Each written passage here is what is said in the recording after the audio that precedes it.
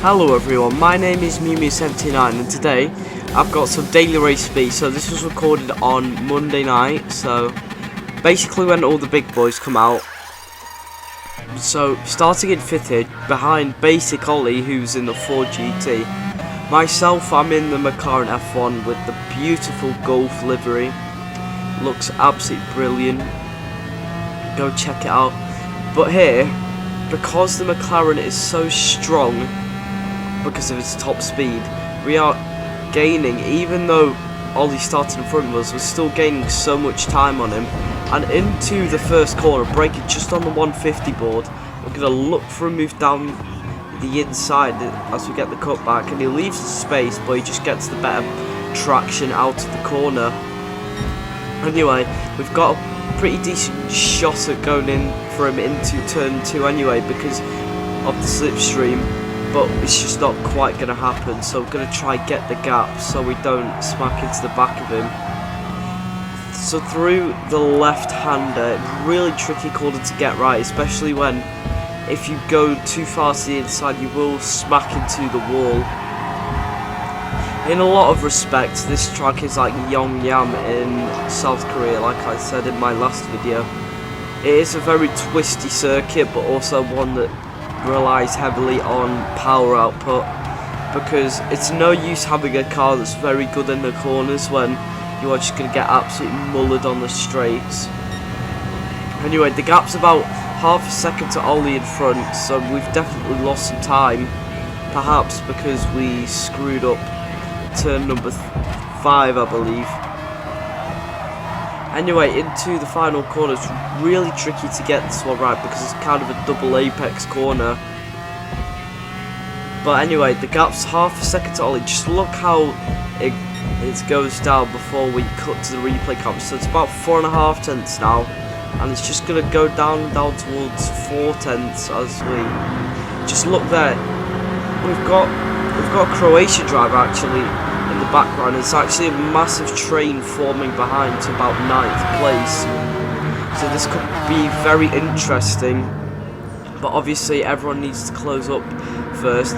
As here we're looking for a move on Ollie and Agitated respectively.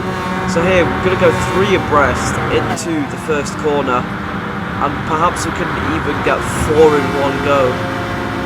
As Thunders is just long gone, no chance of catching him up. But we're going to go to the outside and we're just going to tap Burst there.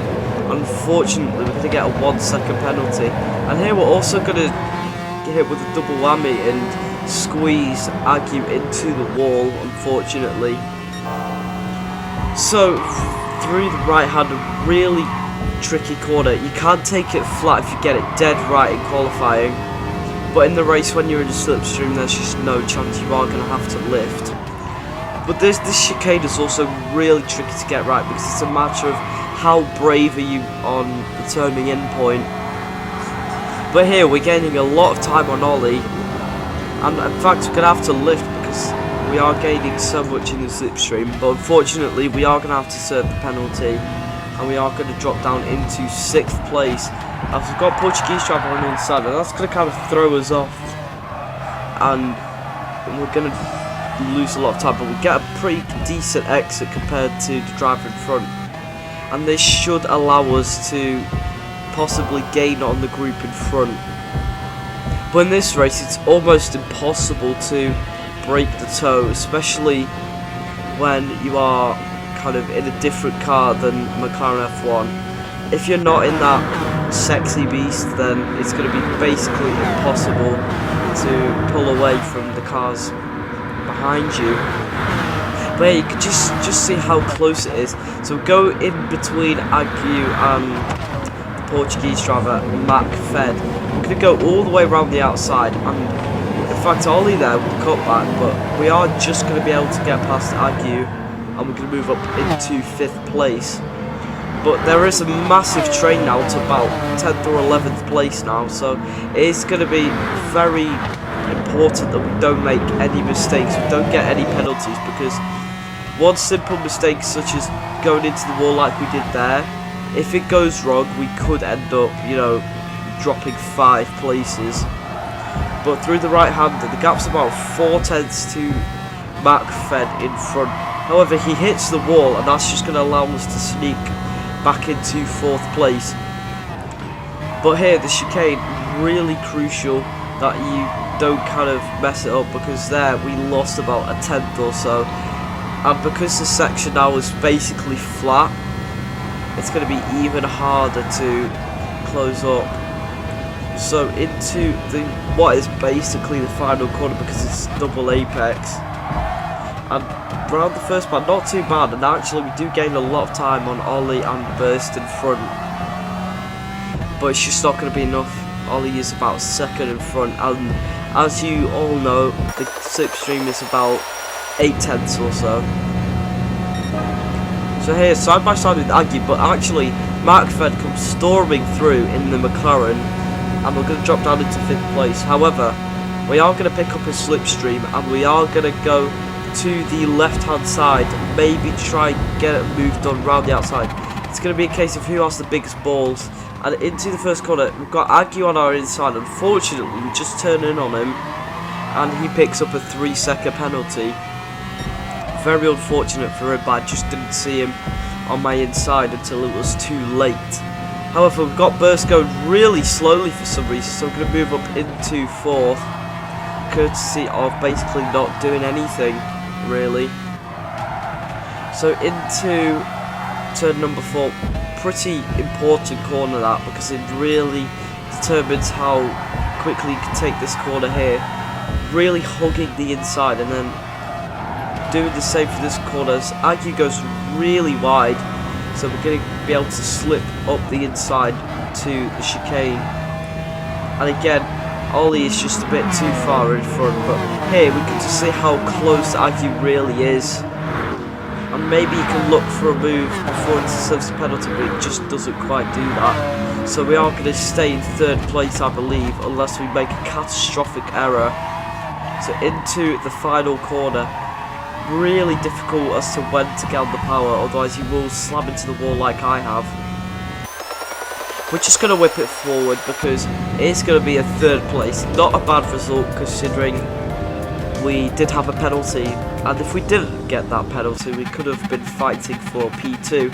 But here, starting 4th in this one actually, so perhaps the competition is not as fierce. However, we do have Wi-Fi password right behind us, and obviously Ollie just in front.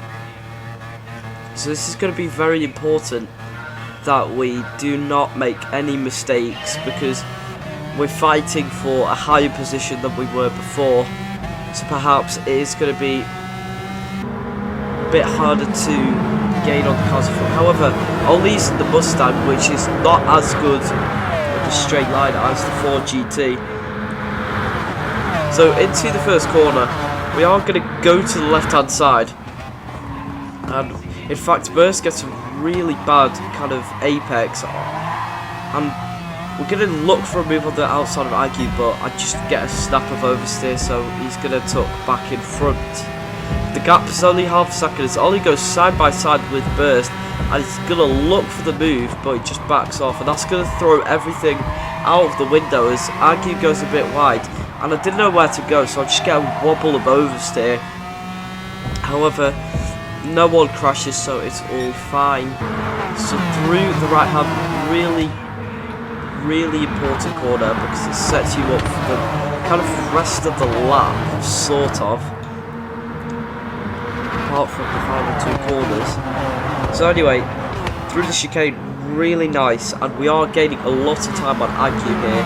And Wi-Fi password is just starting to drop off ever so slightly. The gap's about 4 tenths to him behind. However, just going a bit too hot, and we did take the best line, so we are going to lose about a tenth or so. And into the final corner, really hugging that apex and cut back for the wide exit. However, we just tap Ollie, that's going to give us an SR down. But again, we can just get that back in a low rated lobby, so we move. But we've got Wi-Fi password now in the fray, so we are going to have to try and be wary of him. But here, just look how quick this McLaren is in a straight line. We first take Ollie pretty easy because that Mustang is just lacking top end. But here we're going to go to the left hand side because we both have the slipstream of McLaren in the lead. And here we're in third place, but just look at this. So side by side into what is effectively the first corner. It's just a very small kink. However, latest on the brakes of anyone, so we have obviously the biggest balls. You know, no contest there, but we just get the power down and we're going to move into the lead of the race. Very nice move, I think, because that was absolutely crucial, as I didn't want to be stuck behind those cars for much longer. So into turn number 3 and into turn number 4, really attacking that apex. And here the gap's about a tenth and a half into the right hander. However, we just lose a little bit of time, but here we're going to really nail it, and we are going to gain about half a second or so, so that's given us a lot of breathing space into the chicane, really attacking it, and we are going to gain another tenth and a half. We're just going to whip it forward to the end of lap 3 because the gap's about 1.3 behind. However, going a bit too early on the brakes and not getting the best run through the final corner, a bit too late on the power, so we are going to lose about 3/10. Doesn't help that we smack into the wall on the right hand side, so it's very possible that we could be overtaken. Even though he's not in the slipstream yet, it is very likely, if not certainly, it's going to be bump drafted. And here, just before the start finish line, he is going to get into that slipstream, and just look at that gap go down and down and down, just like my driver rating when I get reset. And the gap's 4/10 now, 3/10, 2/10, and it's just dropping so much.